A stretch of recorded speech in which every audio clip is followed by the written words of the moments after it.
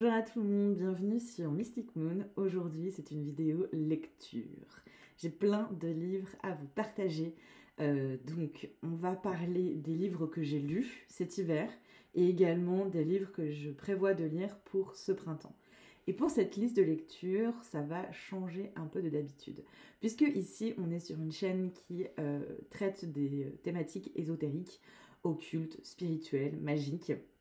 Et donc, je vous partage régulièrement des livres qui sont spécialisés dans l'ésotérisme, que ce soit sur cette chaîne YouTube ou sur mon site internet Mystic Moon. Mais là, on est sur un autre type d'ouvrage. Ce sont des ouvrages que j'ai sélectionnés parce qu'ils sont en cohérence, en résonance avec les énergies saisonnières.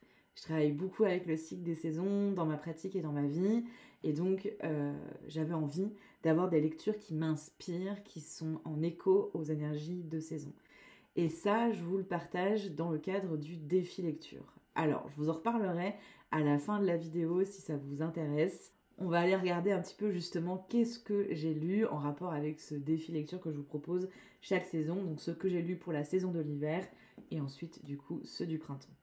On va tout de suite commencer, sans plus attendre, avec, je vais faire par ordre chronologique. Donc le premier livre que j'ai lu, c'est celui-ci, Ce que murmure le vent de Amy Harmon. Vous pouvez voir que j'ai pris beaucoup de notes. Il y a plein de petits post-it et à l'intérieur aussi, il y a plein de prises de notes. Oui, je suis de ces gens qui écrivent dans leurs livres et même qui surlignent des passages. Tout à fait. Et d'ailleurs, je vous ai fait une vidéo sur le sujet, sur comment je prends mes notes, si c'est quelque chose qui vous intéresse. La vidéo sera en description, sous celle-ci, tout simplement. Il m'a beaucoup inspiré parce qu'il vient aller traiter de plein de thématiques passionnantes qui me nourrit beaucoup dans mes réflexions occultes et ésotériques, à savoir tout ce qui va être lié à l'esprit. C'est un livre qui se passe entre deux époques. Ça se passe essentiellement dans un retour dans le passé, dans les années 1920. Et on a aussi quelques passages qui se passent du coup dans les années 2000. C'est un vrai petit bijou déjà par rapport à son écriture. Sachez que moi, de moi-même, je n'aurais jamais lu ce livre. Et c'est ce que j'adore dans le défi lecture, c'est que ça me fait découvrir des livres vers lesquels je ne serais pas allée. Donc moi, en fait, je fais une présélection de listes de livres qui correspondent aux thématiques de saison. Mais après, c'est la communauté qui vote. Et donc, ils avaient voté pour celui-ci. Moi, je voulais lire celui-ci, mais du coup, je l'ai quand même lu, donc c'est pas grave. Mais là, la thématique, du coup, c'était la mort. Et en effet, on commence avec une mort. Et donc, tout ce livre va être... toute l'histoire du livre découle de ça. C'est vraiment extrêmement bien écrit et c'est en ça que c'est un vrai petit bijou. Si vous êtes attentif au style d'écriture des auteurs et autrices, cette autrice-là écrit extrêmement bien. C'est quand même pas simple parce qu'il y a beaucoup de personnages, il y a beaucoup d'intrigues et il y a du coup ces passages dans le temps et pour autant elle arrive extrêmement bien à faire en sorte qu'on s'y retrouve. Mais au-delà que du coup c'est clair, c'est qu'aussi elle vient provoquer des émotions, elle a une façon de décrire en fait ce qui se passe plutôt d'un point de vue ressenti, émotionnel, que vraiment de dire voilà ce qui se passe. Vous voyez ce que je veux dire? C'est tout en nuances, c'est tout en subtilité, c'est très très beau. Ce livre m'a beaucoup touchée, c'est un de mes gros coups de cœur de l'hiver. Et d'ailleurs, je lui ai donné la note de 4 sur 5, qui est la moyenne donnée par la communauté aussi, puisqu'à la fin de chaque lecture de livre, on vote de 1 à 5. Donc voilà, on lui a donné 4 sur 5 et je pense qu'il les mérite. C'est ça qui est vraiment cool dans ce livre, c'est que je pense qu'il y a beaucoup de monde qui peut s'y retrouver, parce qu'il y a des histoires d'amour, des histoires d'espace-temps, un peu de fantastique, des histoires de vie, et aussi un aspect historique. Enfin, vraiment, très beau coup de cœur. Ensuite, du coup, j'ai dit, mais moi, je veux quand même le lire, celui-ci. Alors, je pense qu'il y en a plein qui le connaissent parce que ça a été un gros succès. C'est Changer l'eau des fleurs de Valérie Perrin. C'est un livre francophone, pour le coup. Et il avait eu un grand succès à un moment de sa sortie. Moi, j'arrive un peu après coup. J'avais toujours dit que je voulais le lire et puis j'ai jamais eu l'occasion.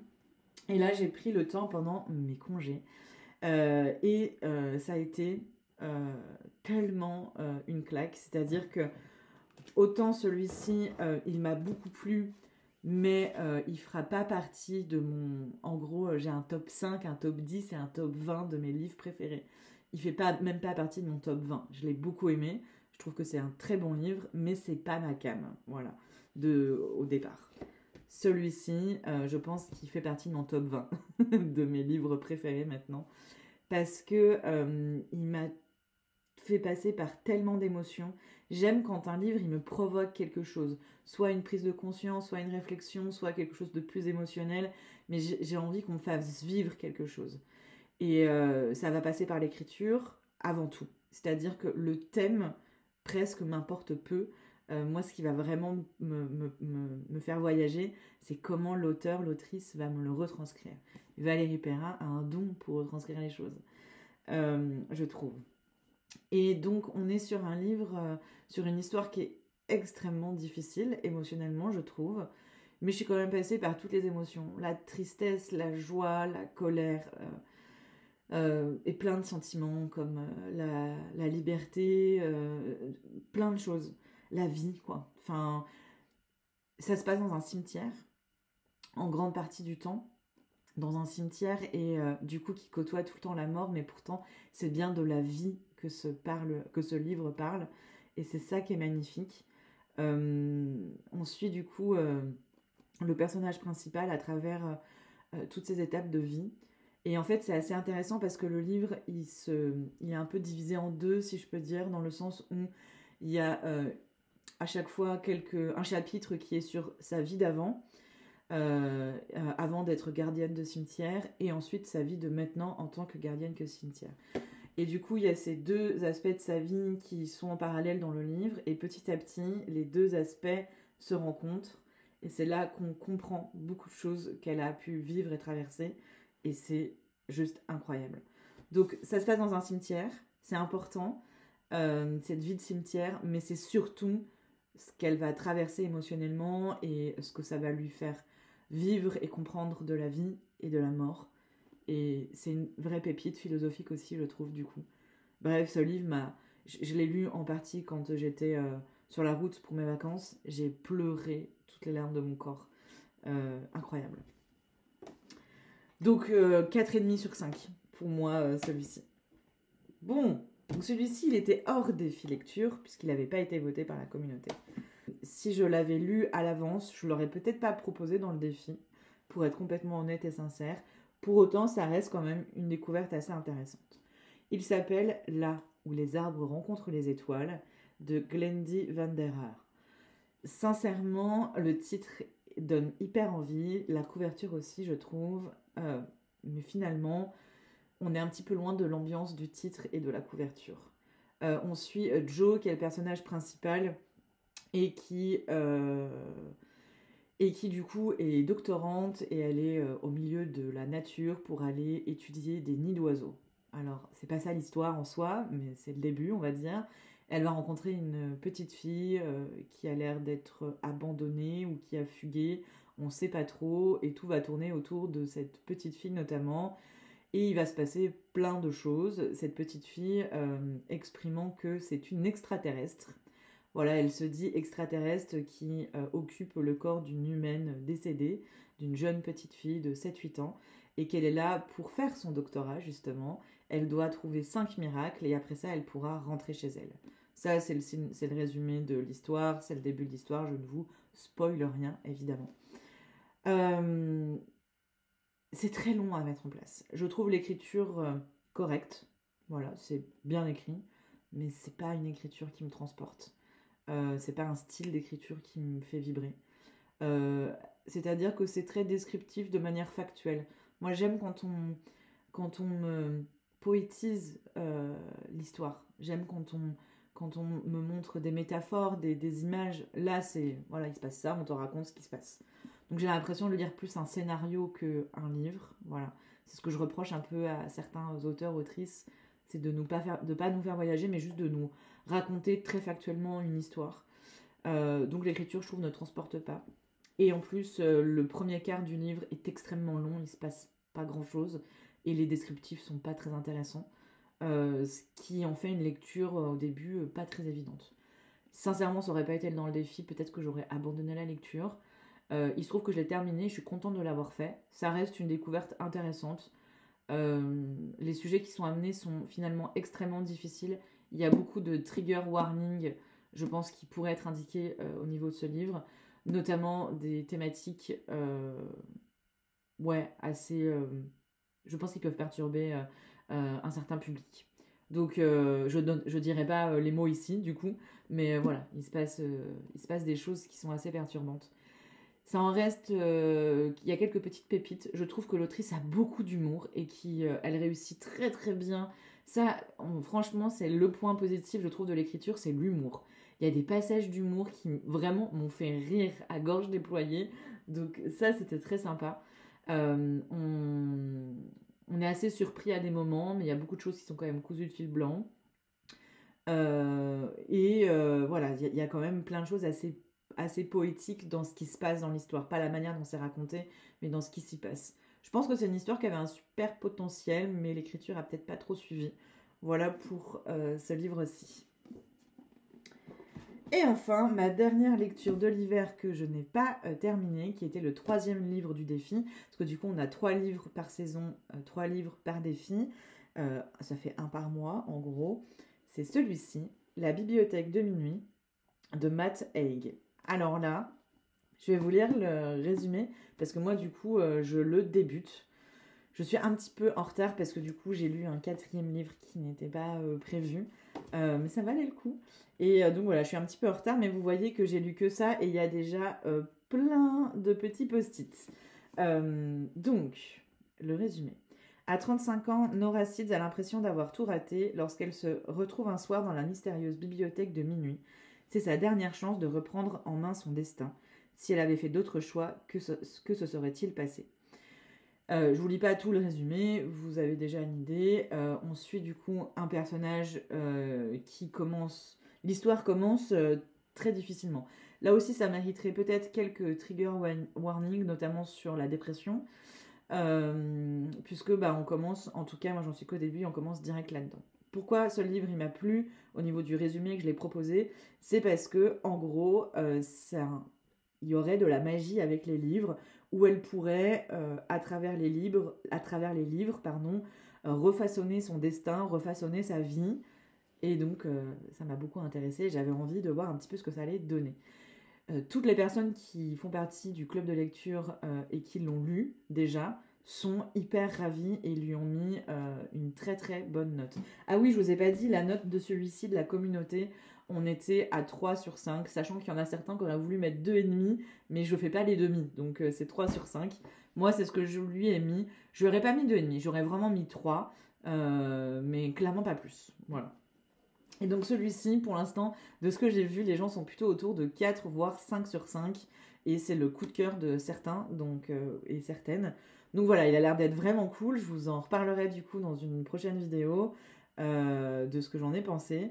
L'écriture, déjà, me plaît. J'aime bien cette écriture. C'est pas l'écriture qui me transporte autant que le style d'écriture très... poétique et saisissant de Valérie Perrin ou encore de Amy Harmon, mais ça reste quand même franchement bien écrit et ça déjà c'est très agréable et j'ai hâte de voir ce qui va se passer, même si franchement ça commence très difficilement. Je pensais que ce serait une lecture très légère, en tout cas le début pas du tout, hein. C'est pas léger du tout, donc on va voir ça. Donc ça, c'est pour mes lectures de cet hiver, en dehors des pratiques ésotériques, pour aller m'inspirer. Et quel bien ça m'a fait. Que ce soit le défi lecture, le club de lecture, tout le monde peut participer. Et je vous redonnerai les infos à la fin. Mais en tout cas, tous les mois, on se retrouve et on parle de nos lectures. Et c'est juste génial parce que ça m'a vraiment remis en selle pour ce type de lecture. Je trouve que quand on rentre dans l'ésotérisme, on nous bourre tellement le crâne en nous disant il faut que tu lises plein de livres, il faut que tu lises plein de livres, c'est par là que tu vas apprendre, alors que très clairement, tu apprends par l'expérience et les livres peuvent être des bonnes bases, mais ça ira pas plus loin. Et du coup que j'avais plus de place pour une lecture inspirante qui vient nourrir mon esprit, mes émotions, mon imaginaire. Et donc voilà, de savoir qu'il y a d'autres personnes qui lisent le même livre, ça change tout. Parce que du coup, tu peux échanger, tu peux partager, et franchement, c'est trop bien. Pour le printemps, le thème du défi lecture, parce qu'il y a toujours un grand thème et 3 sous-thèmes. Là, pour l'hiver, les sous-thèmes, c'était la mort, le rêve et le destin. Pour le printemps, on est sur le thème du cheminement. Et vous aurez toutes les informations, je vous mettrai tout en description sous la vidéo si vous voulez en savoir plus sur ce défi. Et donc, il y a 3 livres qui ont été sélectionnés. Le premier livre, je ne l'ai pas avec moi, je l'ai commandé, je l'attends, ça s'appelle le Why Café. Donc, il est écrit sur la première de couverture, je vais vous le montrer. Une histoire au sujet des occasions que l'on trouve à la croisée des chemins. Ce petit livre surprendra et inspirera les lecteurs du monde entier. Voici du coup la couverture du livre, puisque je ne l'ai pas encore, je l'ai commandé, il va arriver. Et donc, résumé. Parti pour échapper un temps à la lourdeur de sa vie, un homme se perd en conduisant sur une route isolée. Contre toute attente, il aboutit à un café au milieu de nulle part et dans lequel il fait la connaissance de personnages qui l'amèneront à changer sa vie. Mais surtout, il découvre sur le menu du café 3 questions qui l'obligeront à regarder la vie autrement et à réévaluer sa propre existence. Pourquoi êtes-vous ici? Craignez-vous la mort? Êtes-vous pleinement épanoui? Donc on est pleinement dans ces énergies du printemps justement, et du coup tous les livres que j'ai proposés sont dans l'épanouissement, sont dans l'ouverture sur les autres, dans l'ouverture vers l'extérieur, dans le choix aussi du cheminement, etc. Donc voilà, celui-ci je trouvais aller très bien sur ce thème, et du coup hâte de voir ça parce que les avis sont vraiment très partagés sur ce livre, donc j'ai un peu hâte de voir ce que ça donne. Ensuite a été choisi un livre pépite que j'ai depuis presque 20 ans. Je l'ai depuis 18 ans, ce livre. Il s'appelle Le Monde de Sophie de Jostein Gaarder, qui est danois, je crois. Et donc, c'est un livre qui nous parle de philosophie, mais à travers une histoire. C'est un livre qu'on conseillait, en tout cas à l'époque, à mon époque, au lycée, on l'avait conseillé de le lire, puisque moi j'ai fait littérature avec du coup un bac L littéraire avec beaucoup de philo dedans. Et donc voilà, on m'avait conseillé de le lire au collège. Il est très abîmé, ça fait 18 ans que je l'ai. Hein. Donc voilà, mais celui-ci n'est jamais passé à la casserole des annotations et je crois que ce jour est arrivé. Il est un petit peu tout corné et tout. Je suis hyper émotive en fait. C'est fou comme un livre peut provoquer des émotions. Moi, il me provoque des émotions juste de le voir, ça me touche. C'est un livre du coup qui va suivre une relation épistolaire autour du coup de la philosophie. Et c'est une petite fille en fait qui va découvrir les grandes questions de la philosophie.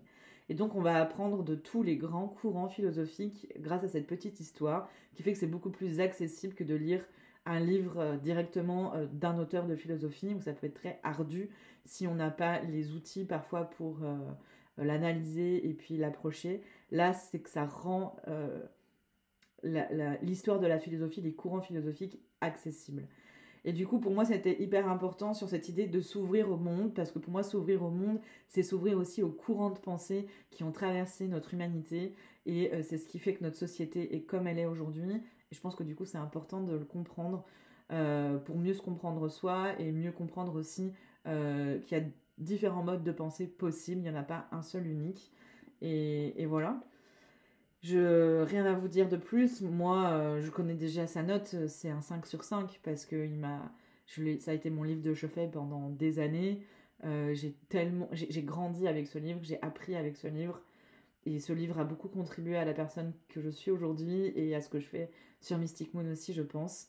Je pense qu'il pourra pas plaire à tout le monde parce que c'est pas un roman, c'est pas du fantastique, voilà, c'est pas une histoire vraiment quoi, c'est sous couvert d'une petite histoire, on va surtout vous parler de philosophie quoi. Donc voilà, mais pour moi c'est un très beau livre. Le dernier livre du printemps qui est prévu et donc que j'ai aussi déjà, c'est Les Semeurs de Bonheur. C'est un tout petit livre, tout kiki, donc on prend pas trop de risques, mais en même temps, celui-ci est quand même assez ardu, donc c'est bien, parce qu'on a le Why Café qui je crois est un peu plus gros que celui-ci, mais qui se lit très bien, très vite. Celui-ci aussi se lit très vite. Celui-ci va nous prendre un peu plus de temps, donc c'est une bonne chose. Celui-ci, donc, c'était dans cette idée d'aller à la rencontre des autres. Parce que pour moi, les énergies du printemps, c'est ça aussi, aller à la rencontre de ce qui nous entoure. Et donc, le résumé. Perrine, la cinquantaine, au chômage, n'aurait jamais imaginé qu'un petit chien en piteux état pourrait la sauver de la dépression. Ni que, en ramenant chez elle l'animal trouvé sur sa route, elle sortirait de sa solitude et se lancerait dans des missions de bonheur qui transforment la vie, et peut-être et peut-être celle des autres aussi. Écoutez, moi c'est un petit livre qui me tentait bien. Ça a l'air d'être très léger et en même temps touchant. Je pense que c'est parfait pour faire la transition entre printemps et été, où on est peut-être sur des lectures un peu plus légères, parce qu'on passe plus de temps à explorer justement l'extérieur que la tête dans les bouquins. Donc je pense que c'est pas mal et j'ai hâte aussi de voir ce que ça donne. Voilà pour du coup les livres que j'ai lus et les livres que je vais lire ou relire. Et donc, si vous ne connaissez pas le principe, c'est tout ça est dans le cadre du défi lecture. Le défi lecture, je l'organise depuis plusieurs années, mais cette année, fin 2022 et maintenant du coup 2023, le format a changé et le nouveau format est vraiment génial. Je suis très très contente de ce format et tous les gens qui le suivent aussi. J'ai demandé si on le faisait évoluer ou pas, on m'a dit non, c'est très bien comme ça. Donc je suis très contente, je pense que j'ai trouvé le format qui convient. En gros, je vous propose à la communauté qu'on se retrouve tous les premiers lundis du mois à 19h30 en live sur Twitch. C'est gratuit, accessible à tout le monde et c'est disponible en replay quelques semaines, je crois, pour les personnes qui ne sont pas dispo à ce moment-là. Et donc, tout simplement, à ce moment-là, on va partager sur nos lectures. Donc déjà, on va voter pour les lectures. Et donc, pour chaque sous-thème, je propose 2, 3, 4 livres qui sont soumis au vote. Et c'est la communauté qui vote. Donc moi, ça me laisse aussi un petit peu ce côté surprise. Je ne sais pas quel livre on va lire exactement à l'avance, puisque j'en propose plusieurs et on n'en vote que 3 à la fin. Et donc, vous avez toute la liste des dates des lives pour savoir à quel moment on va parler de quels livres qui sont aussi dispo dans l'article. Ça vous évite peut-être de participer à un live sur, par exemple, Le Monde de Sophie, si vous n'avez pas envie de le lire et que vous ne comptez pas le lire. Et pendant ce club de lecture, tout simplement on échange. Donc vous êtes en mode chat où vous pouvez écrire. Et moi là, je suis comme ici en vidéo, sauf que je suis en live. Et on peut échanger sur nos lectures. Le mode défi, c'est du coup que vous avez 3 mois pour lire 3 livres, un livre par mois. Et que je vous invite à pas juste le lire pour le lire, mais à essayer d'en ressortir un enseignement par rapport aux énergies de la saison. Qu'est-ce que ça peut vous apporter, comment ça peut vous nourrir dans votre voyage à travers les cycles. Et c'est ça qui est super intéressant, mais sans lire un livre ésotérique. Allez trouver l'inspiration ailleurs que dans des livres spécialisés dans l'ésotérisme. Je vous explique tout de toute façon dans l'article sur le webzine si ça vous intéresse. Et puis dernier petit truc, c'est qu'on a un serveur de discussion. Là pour le coup, l'article sur le webzine, c'est gratuit. Le Twitch, c'est gratuit. Pour le coup, ce Discord, il n'est pas gratuit. Il fait partie d'un abonnement à 3€, à partir de 3€.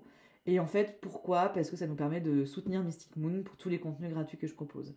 Justement, notamment tout le temps que me prend le défi lecture, le club de lecture, mais aussi tous les contenus que je fais sur YouTube, la newsletter, le webzine. Et Mystic Moon a besoin de ressources financières pour continuer d'exister. Et donc ce petit abonnement à 3€ permet de nous soutenir. Mais en plus de ça, vous avez des trucs en échange, puisque vous avez accès à ce serveur de discussion qui est quand même méga génial, où il se passe beaucoup de choses, où tous les mercredis soirs on papote en vocal, enfin il y a plein de choses qui s'y passent. Mais vous avez aussi accès par exemple à une méditation guidée chaque mois exclusive, qui n'y a que sur cette plateforme-là. Donc voilà, c'est plutôt cool parce que vous faites pas que donner 3€, vous vous offrez aussi la possibilité d'échanger ou de faire la méditation. Mais si vous n'avez pas envie de faire le serveur ou la méditation, mais que vous avez envie de me soutenir, prenez quand même l'abonnement à 3€ du coup. Et voilà, et ça nous permettra de continuer de vivre et de continuer de partager tous ces contenus. Voilà, vous savez tout sur mes lectures. N'hésitez pas à me dire en commentaire si vous avez lu un de ces livres, qu'est-ce que vous en avez pensé, quelle est votre pile à lire, votre pile de livres prévus pour le printemps. Ça pourra peut-être inspirer les autres.